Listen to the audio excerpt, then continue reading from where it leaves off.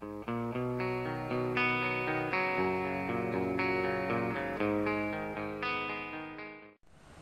I took my first trip to Wrigley Field this last Sunday, and I want to tell you right off the top what an enjoyable time that was.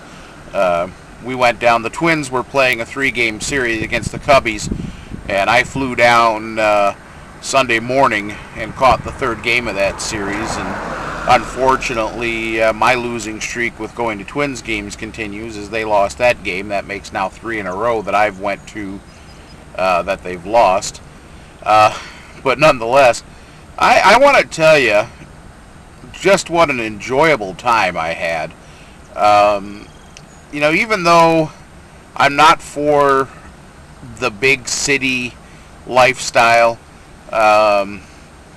I got to say there's something fascinating about Chicago. Chicago, especially that area around Wrigley Field, it is just alive with life, and people are just having a great time. You've got vendors, of course. You got the scalping of the Cubs tickets is a business in itself out there. But I mean, you got peanut vendors outside. Oh, it's cheaper to buy your peanuts out here than it is in the stadium. You got T-shirt vendors. They've really got that laid out wonderfully.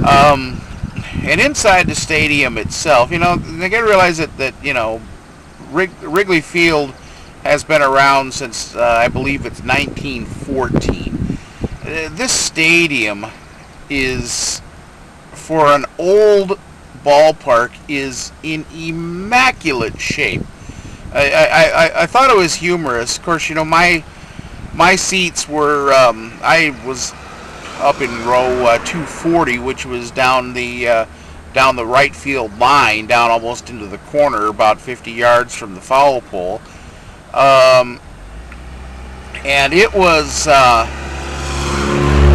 it was a little bit of a hike. Obviously, they have no elevators or anything like that to get you up there. You pretty much have to. You got a couple of ramps, but you still have to be able to do some stairs to get to where you're going. And I asked the lady about restrooms, one of the ushers about restrooms, and she said, sorry, sir, the restrooms are downstairs, and I oh man, I'm sorry, sir, this is an old ballpark. And, no apology needed. I mean, yeah, I had to toddle my fat ass back downstairs, go to the bathroom, and then come back up. Oh well. It really wasn't that big of a deal. And I will say that for an old ballpark, they were really thinking about the men there.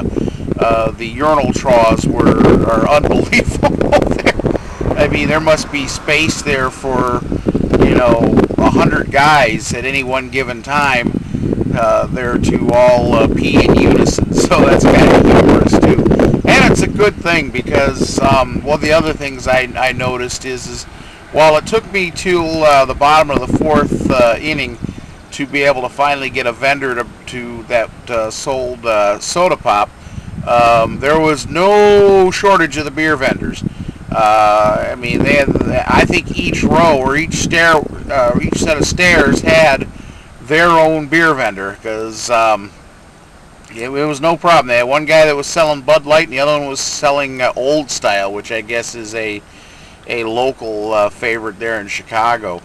But no problem there. Hot dog vendors were there a little bit more frequently, but I think I saw the guy that was selling the Pepsi and the Diet Pepsi. I think he made 2 trips that I saw, and I caught him both times. Again, a very enjoyable experience watching the game. The atmosphere there is wonderful. There was at least 10,000 Twins fans there while watching the game, and he did get. And they were vocal. Every time Maurer would come up to the plate, you'd get people shouting MVP, MVP.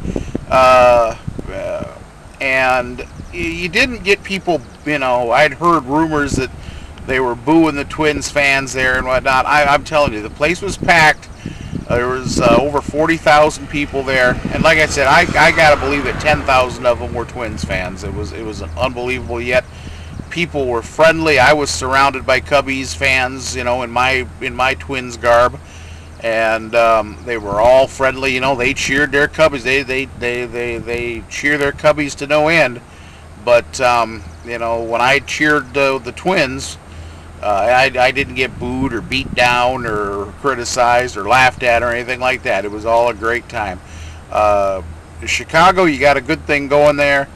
And if that stadium hung around for another 100 years, it would probably be a good thing. It wouldn't be a good thing, but it wouldn't be a bad thing if they could keep that stadium around for as long as possible, because I don't think you'll ever replicate that atmosphere whatsoever. Great job, enjoyable time, probably one of the most enjoyable experiences I've ever had watching a ball game. And I hope to get it out there to do it again sometime. Maybe next time I can go when they're playing, the Washington Nationals or something. Maybe I can be a quasi Cubs fan for a day. Anyways, that's all I got for that. Until the next time, this is John Shannon, the Redneck Cabbie. Adios.